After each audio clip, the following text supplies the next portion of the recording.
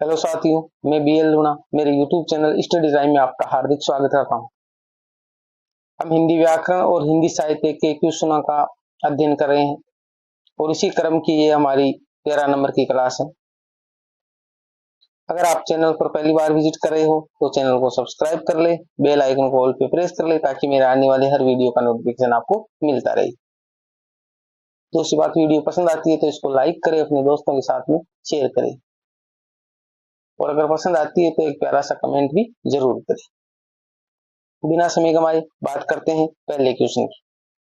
तो आज का हमारा जो पहला क्वेश्चन है वो है, इनमें से आदिकाल में कौन सा संप्रदाय नहीं था। देखो, क्वेश्चन को अच्छे से पढ़ना है। ये पूछा है कि आदिकाल में जो संप्रदाय नहीं था वो हमें बताना है।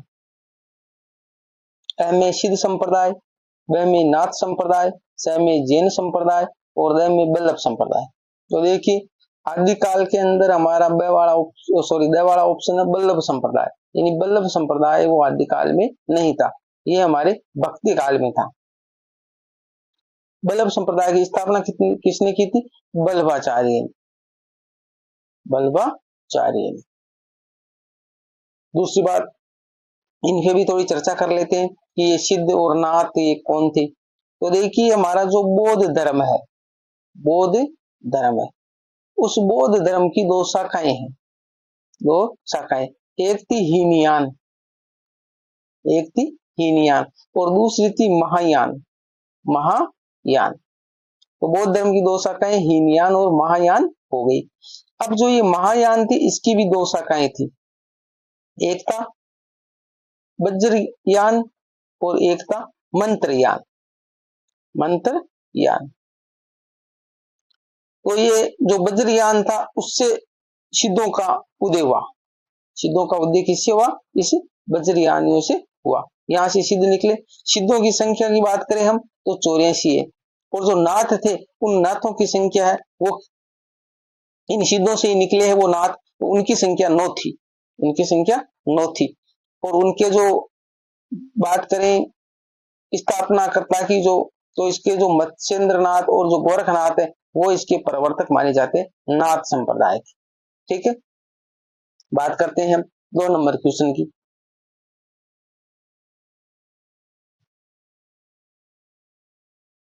नाथ संप्रदाय का उदय कब हुआ था? अ विक्रम की 10वीं शताब्दी, ब विक्रम की 11वीं शताब्दी, स विक्रम की 12वीं शताब्दी, द विक्रम की 13वीं शताब्दी। तो देखिए, ये 12वीं शताब्दी में हुए थे, स वाला ऑप्शन, यानी जो नाथ संप्रदाय का उदय है वो 12वीं शताब्दी में हुआ था। 3 नंबर क्वेश्चन देखिए, 9वीं से 11वीं शताब्दी में धार्मिक साहित्य की भाषा कौन सी थी? संस्कृत, वह अपभ्रंश, स पाली, वह प्राकृत। तो 9वीं से 11वीं शताब्दी में जो धार्मिक साहित्य लिखा गया उसकी भाषा है वो अपभ्रंश थी। वह वाला ऑप्शन है उसका राइट आंसर है। यानी जो आदिकाल था उस आदिकाल के अंदर हमारा जो जैन साहित्य लिखा गया था, वो जैन साहित्य है ना, वो भी अपभ्रंश भाषा में ही लिखा गया था।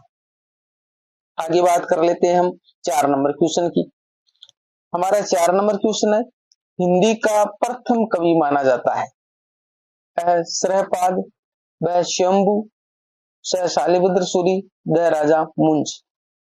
तो देखिए, हिंदी का जो सर्वमान्य मत है कि भाई सर्व प्रमुख जो कवि है, हिंदी का प्रथम कवि है, वो सभी ने श्रहपा को माना है वाला ऑप्शन है जिसको माना है।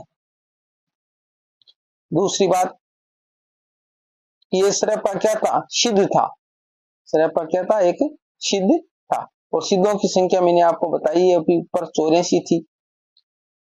ये जो सिद्ध होते हैं, इन सिद्धों के जो लास्ट में है ना वो सभी के पा लगा होता है, जैसे सरपा, लुईपा, डोमिनपा, इस प्रकार पा लगा हुआ होता है जो एक सम्मान सूचक है। दूसरी बात, जो इसका समय था सरपा का, तो ये 7वीं शताब्दी था, 7वीं शताब्दी में हुआ था। सरपा को जो हिंदी का प्रथम कवि मानने वाले वो राहुल सांकृत्यायन है, राहुल सांकृत्यायन। बाकी स्वयंभू है तो रामकुमार वर्मा है, उसने स्वयंभू को माना है प्रथम कवि। रामकुमार वर्मा है, उसने क्या है, स्वयंभू को प्रथम कवि माना है। और सर्वमान्य मत है वो सरपाई है, ये याद रखना आपको। बाकी आपको पूछ ले कि राहुल सांकृत्यायन ने किसको माना है, तो भी सरपाई है। सर्व प्रमुख जो मत है वो भी सरपाई है। बाकी रामकुमार वर्मा के बारे में पूछे तो रामकुमार वर्मा ने स्वयंभू को माना है। गणपति चंद्र गुप्त है, उसने शालिभद्र सूरी को माना है। और जो रामचंद्र शुक्ल है उसने राजा मुंज को माना है। तो ये अलग अलग विद्वानों ने अलग अलग कवियों को हिंदी का प्रथम कवि माना है। तो ये भी आपको याद रखना है, यहां से क्वेश्चन बनते हैं। आगे देख लेते हैं 5 नंबर क्वेश्चन। हिंदी की प्रथम रचना मानी जाती है चंदन वाला रास, वह बुद्धि रासो, स श्रावकाचार, द स्थूलीभद्र रास। तो देखिए हिंदी की जो प्रथम रचना है वो मानी जाती है हमारी श्रावकाचार। स वाला ऑप्शन है वो इसका राइट आंसर है। अब श्रावकाचार वो किसकी रचना है, तो ये देवसेन की है। किसकी रचना है, देवसेन की रचना है। बात कर लेते हैं इसकी रचना काल की। 933 ईस्वी है इसका, 933 ईस्वी। इसके अंदर है क्या, यानी जो श्रावकाचार है इसके अंदर वर्णन क्या मिलता है, तो इसके अंदर 250 दोहे है, 250 दोहे है। और उसके अंदर जो श्रावक धर्म है इसका नाम है श्रावकाचार। तो श्रावक धर्म है उसका वर्णन किया गया है, यानी श्रावक वो क्या है, धर्म है, उस धर्म का इसके अंदर वर्णन किया गया है। बात कर लेते हैं बुद्धि रासों की। तो बुद्धि रासों की जो मुनि शालिभद्र है उसकी रचना है ये। चंदन वाला रास की बात करें तो चंदन वाला रास है वो कवि आसगु की रचना है, कवि आसगु, कवि आसगु की रचना है ये। और बात करें स्थूलीभद्र रास, तो स्थूलीभद्र रास है वो जिन धर्म सूरी की रचना है, जिन धर्म सूरी, तो जिन धर्म सूरी की रचना है। तो देखिए एक ही क्वेश्चन से बहुत सारे क्वेश्चन निकल कर आ जाते हैं। इसी प्रकार अगर आप तैयारी करते चलोगे तो आपकी तैयारी बहुत ही बेटर हो जाएगी। बात करते हैं हम 6 नंबर क्वेश्चन की। एक बार नीचे थोड़ा इरेज करते हैं। 6 नंबर हमारा क्वेश्चन कह रहा है आचार्य रामचंद्र शुक्ल ने राष्ट्र साहित्य की उत्पत्ति किससे मानी है। यानी आचार्य रामचंद्र शुक्ल का मानना क्या है कि राष्ट्र की उत्पत्ति किससे हुई है, तो वो ऑप्शन अगले पैराग्राफ में है। अ में रासक, ब में रसायन, स में राजसूय, द में रहस्य। तो आचार्य रामचंद्र शुक्ल ने राष्ट्र शब्द की उत्पत्ति है और रसायन से मानी है, रसायन से मानी है। बाकी रासक से वो उत्पत्ति किसने मानी है, हजारी प्रसाद द्विवेदी ने मानी है, हजारी प्रसाद द्विवेदी। तो ये भी आपको अच्छे से याद रखना, यहाँ से क्वेश्चन बनता है। तो रासक से हजारी प्रसाद द्विवेदी ने मानी है, रसायन से आचार्य रामचंद्र शुक्ल ने मानी है। और जो राजसूय है उस राजसूय से गारसा दत्तासी ने मानी है, गारसा दत्तासी। जो प्रथम इतिहास लेखक है, फ्रेंच भाषा में इन्होंने अपना इतिहास ग्रंथ लिखा था, इस्तवार दे ला लिटरेचर हिंदू हिंदुस्तान, इस प्रकार का उसका नाम है। और जो रहस्य है उससे हमारे कवि श्यामल दास, कवि श्यामल दास ने मानी है, कवि श्यामल दास ने मानी है। तो ये अलग अलग आपको दिमाग में रखना है। बात करते हैं हम 7 नंबर क्वेश्चन की। हमारा 7 नंबर क्वेश्चन है डॉक्टर गणपति चंद्र गुप्त ने हिंदी का प्रथम कवि किसे माना है। हिंदी का प्रथम कवि किसको माना है डॉक्टर गणपति चंद्र गुप्त ने। कवि आसगु, शालिभद्र सूरी, देवसेन और स्वयंभू। तो कवि गणपति चंद्र गुप्त है उसने शालिभद्र सूरी को हिंदी का प्रथम कवि माना है, ब वाला ऑप्शन है वो इसका राइट आंसर है।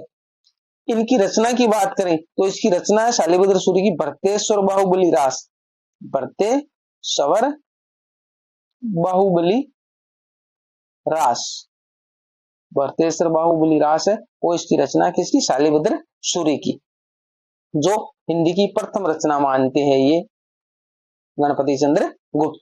इसकी भरतेश्वर बाहुबली राज की जो रचना की बात करें कब हुई थी, तो ये 1184 ईस्वी में प्रकाशित है। बात करते हैं 8 नंबर क्वेश्चन की। नेमिनाथ रास के रचनाकार है, नेमिनाथ रास की रचनाकार है सुमति गुणी, शालिभद्र सूरी, जिनद्रम सूरी, विजयसेन सूरी। तो देखिए नेमिनाथ रास है उसके जो रचनाकार है वो है सुमति गुणी, ए वाला ऑप्शन है वो इसका राइट आंसर है। बाकी शालिभद्र सूरी की और रचना है बुद्धि रास, बुद्धि रास एक ऊपर तो आ गई थी भरतेश्वर बाहुबली रास, बाकी शालिभद्र सूरी की बुद्धि रास भी है, पंच पांडव रास भी है, पंच पांडव रास, तो ये भी शालिभद्र सूरी की, यहां से भी क्वेश्चन पूछ सकते। बात कर लेते हैं जिनद्रम सूरी की, तो जिनद्रम सूरी की रचना स्तुलिभद्र रास, स्तुलिभद्र रास। विजयसेन सूरी की बात करें तो इनकी रचना रेवतगिरी रास, रेवतगिरी रास। तो ये सारे जो जैन साहित्य है, ये रास जो है ना, ये सारे जैन साहित्य है। बात करें हम 9 नंबर क्वेश्चन की, बीसल देव रासों के रचनाकार है, नल सिंह, व नरपति नाले, स चंद्रवरदाई, द जगनिक। तो बीसल देव रासों के जो रचनाकार है वो है नरपति नाले, ब वाला ऑप्शन है वो इसका राइट आंसर है। बात करें हम नल सिंह की, तो नल सिंह की रचना है वो है विजयपाल रासो, विजयपाल रासो। बाद में चंद्रवरदाई, तो चंद्रवरदाई की आपको सभी को पता होगा पृथ्वीराज रासो, पृथ्वीराज रासो। जगनिक की बात करें तो परमाल रासो, परमाल रासो, ये जगनिक की है। बात करें 10 नंबर क्वेश्चन की, 10 नंबर क्वेश्चन है विसल देव रासो का रचना काल है, यानी कब ये रचा गया था। 1211 विक्रमी, वह 1212 विक्रमी, से 1212 विक्रमी। यहाँ पर थोड़ा 13 है, यहाँ पर मिसप्रिंट हो रखा है, 13 है, 13 विक्रमी और 1214 विक्रमी। तो देखिए जो विसल देव रासो है उसका जो रचना काल है वो है 1212 विक्रमी, वह वाला ऑप्शन है। रचना काल की बात करें इसके, तो रचनाकार है वो नरपति नालय, ऊपर अभी बताया मैंने, नरपति नालय। इसकी विषय वस्तु की बात करें तो ये एक विरह काव्य है, विरह काव्य है। विसल देव रासो है वो क्या है कि विरह काव्य, और ये 4 खंडों में विभाजित है। कितने खंडों में विभाजित है? 4 खंडों में। तो ये बात आपको याद रखनी है। प्रथम जो खंड है, इसके 4 खंडों के बारे में भी अक्सर क्वेश्चन पूछे जाते हैं। प्रथम खंड है उसके अंदर जो राजमती और विसल देव है, राजमती और विसल देव है, उसके विवाह का वर्णन किया गया है। दूसरा जो खंड है उसके अंदर क्या होता है कि जो राजा है वो रुष्ट होकर उड़ीसा चला जाता है, उसका वर्णन इसके अंदर किया गया है। तीसरे में क्या होता है कि जो रानी का वीर वर्णन है वो इसके अंदर दर्शाया गया है। और चौथे खंड के अंदर क्या होता है कि दोनों वापिस एक जगह मिल जाते हैं, पुनर्मिलन होता है। तो मैंने शॉर्ट में आपको चारों का वर्णन बता दिया गया, और यहाँ से जो ये लाइनें मैंने बताई, यहाँ से ये क्वेश्चन बनाते हैं। यहाँ क्वेश्चन नंबर 11 देखिए, निम्न में से गुण संधि का उदाहरण है। विन्यायक, आगे है ऑप्शन, द परमात्मा, स प्रत्येक, द प्रेक्षण। तो देखिए हमारा इसके अंदर द वाला ऑप्शन है प्रेक्षण। प्रेक्षण है वो एक क्या है? गुण संधि का उदाहरण है। किस प्रकार बना है ये? प्रधन इक्षण, प्रधन इक्षण। तो प्र में से र आ गया, इस प्रकार से, जैसे प्र हम लिखते हैं ये र, तो इस र के भी जब हलंत, प्र के तो हलंत है ये, और र के जब हलंत लगाते हैं तो इसमें से अ बाहर निकलता है और इधर ई हो गया हमारा, तो अ और ई मिलकर हमारे ए बन जाते हैं, तो प्रेक्षण शब्द बन गया। बाकी पीछे जो विनायक शब्द आया था, तो उस विनायक के अंदर हमारी अयादि संधि है, अयादि संधि है, विनय धन अक्त, इस प्रकार इसके टुकड़े होते हैं, अयादि संधि है उसके अंदर। परमात्मा के अंदर हमारे दीर्घ संधि है, परम धन आत्मा, और प्रत्येक के अंदर यण संधि है, प्रतिधन एक, प्रतिधन एक, इस प्रकार इसके टुकड़े हो जाएंगे।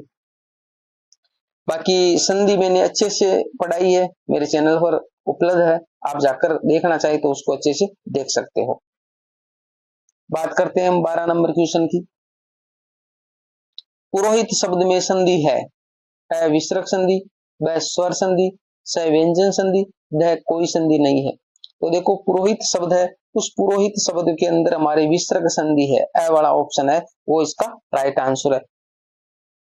पुरह धन हित, इस प्रकार इसके टुकड़े होंगे।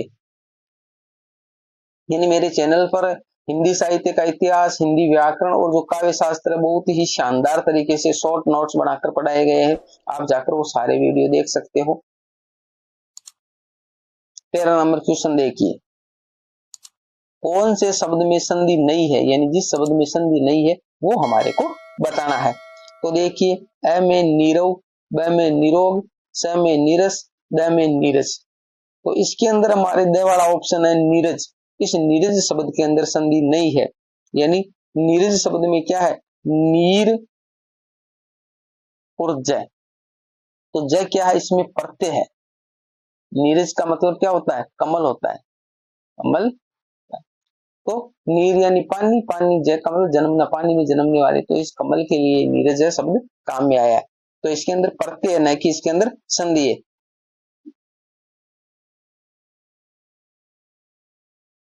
बाकी नीरव की बात करें हम, तो नीरव के अंदर देखो नी धन वो विसर्ग लगा हुआ है, फिर धन रव, तो इसके अंदर विसर्ग संधि हो जाएगी हमारी नीरव में। नीरव के अंदर भी ऐसा ही होगा, नी धन रोग, इसमें भी हमारे विसर्ग संधि हो जाएगी। और नीरस में भी ऐसा ही होता है, नी विसर्ग और रस, तो ये सारों में क्या है, विसर्ग संधि। पर हम देख ले ये नी ऐसा आया तो हम जल्दी में इसको पकड़ ना पाएंगे किस प्रकार है, तो इसके अंदर संधि नहीं है। बात करते हैं 14 नंबर क्वेश्चन की। 14 नंबर हमारा क्वेश्चन है, समास कितने प्रकार के होते हैं? अ 4, ब 5, श 6, द 8। तो हमारे क्वेश्चन पूछा समास कितने प्रकार के होते हैं, तो समास हमारे 6 प्रकार के होते हैं, ठीक है।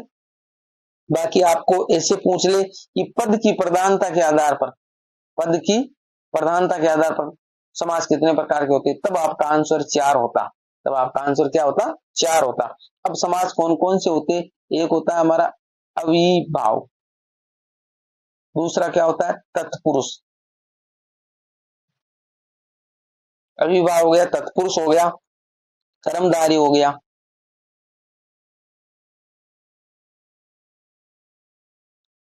द्वंद्व हो गया, दिगु हो गया और बहुवीरी हो गया। अब देखिए, अविभाव हो गया, तत्पुरुष हो गया, कर्मधारय, द्वंद्व, दिगु और बहुवीरी, तो ये हमारे 6 प्रकार के समास हो गए। अब इसके पद की प्रधानता की बात करें तो हमारा जो अविभाव समास है, इस अविभाव में प्रथम पद प्रधान होता है, प्रथम पद प्रधान होता है। दूसरी बात, हम द्वंद्व समास की बात करें तो इसके अंदर दोनों पद प्रधान होते हैं, दोनों पद प्रधान होते हैं। और बहुवीरी समास है, इसके अंदर हमारा अन्य पद प्रधान होता है, अन्य पद प्रधान होता है।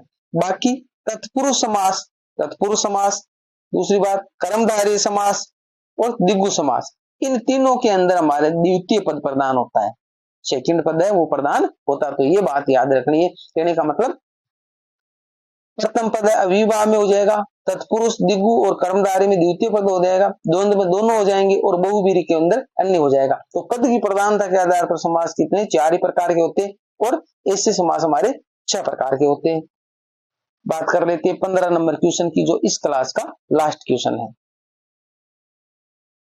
पद की प्रधानता के आधार पर समास कितने प्रकार के होते हैं, जो मैंने ऊपर अभी आपको बता दिया, अ 4, ब 5, श 6, द 7। तो हमारा आंसर क्या हो जाएगा, 4 हो जाएगा, जो अभी ऊपर आपको मैंने विस्तार से बता दिया है। उम्मीद करता हूँ ये क्लास आपको अच्छी लगी होगी। अगर अच्छी लगी है तो इसको लाइक करें, अपने दोस्तों के साथ में भी शेयर करें, और अभी तक आपने चैनल को सब्सक्राइब नहीं किया तो सब्सक्राइब जरूर कर ले। मिलते हैं अगले वीडियो में, तब तक के लिए जय भीम, जय भारत।